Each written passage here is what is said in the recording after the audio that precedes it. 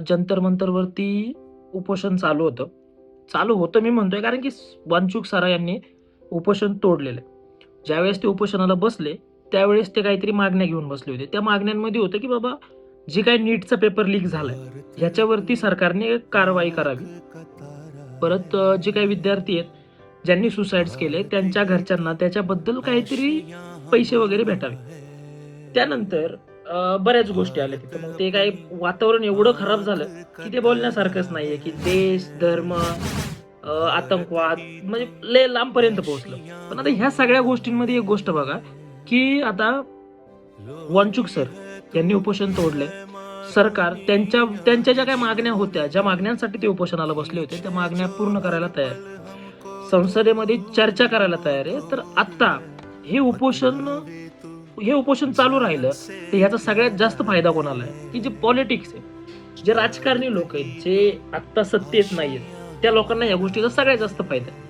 प्रत्येक जण आता विद्यार्थ्यांच्या खांद्यावरती बंदूक ठेवतोय आणि त्या खांद्यावरून दुसरीकडे बंदूक चालवायचा प्रयत्न करतोय. कोणाला काही घेण्यात नाहीये की विद्यार्थ्याचं काय चाललं. आत्ता बसले मी एक उद्धव ठाकरे यांची एक पोस्ट वाचली. त्याच्यावरून तुम्ही समजून जा की हे काय चाललं. उद्धव ठाकरेंची पोस्ट होती की धर्मेंद्र प्रसाद यांचा राजीनामा हा क्षुल्लक आहे, की आता आम्हाला धर्मेंद्र प्रसादांचा राजीनामा नकोय, तर आम्हाला आता सरकार बदलायचंय. हा जो लढा आहे हा लढा विजून देऊ नका. आपल्याला जोपर्यंत सरकार बदलत नाही तोपर्यंत आपल्याला हा लढा चालू ठेवायचा आहे. इसमें सेन्स काय, हे काय पाहिजे नेमकं काय? विद्यार्थ्यांसाठी चालू झालेला लढा हा विद्यार्थ्यांसाठी नसून हा यांनी आता ह्यांच्या स्वतःच्या हितासाठी घेतला गेला. अभिजित दीपके याचं काय, ह्याला आता सध्या बाहेरच्या देशात होता, तिथून हा आपल्याकडे आलाय. हा आता आपल्याला सपोर्ट करतोय. वांचूक सरांच्या ज्या मागण्या होत्या त्याच्यासाठी हा उभा राहिला होता. त्याच्यानंतर ह्यांच्या मागण्या हा सुद्धा काय म्हणला की आम्हाला जर नरेंद्र मोदी धर्मेंद्र प्रसाद यांना राजीनामा नाही देऊ शकत तर आम्हाला आता फक्त धर्मेंद्र प्रसादचा नाही तर आम्हाला नरेंद्र मोदीचा पण राजीनामा पाहिजे. आणि आम्ही जोपर्यंत ह्या गोष्टी होत नाही तोपर्यंत आम्ही हे आंदोलन बंद करणार नाही. याचा सेन्स हा आहे की ह्यांना आंदोलनाशी काही घेणं देणं नाहीये.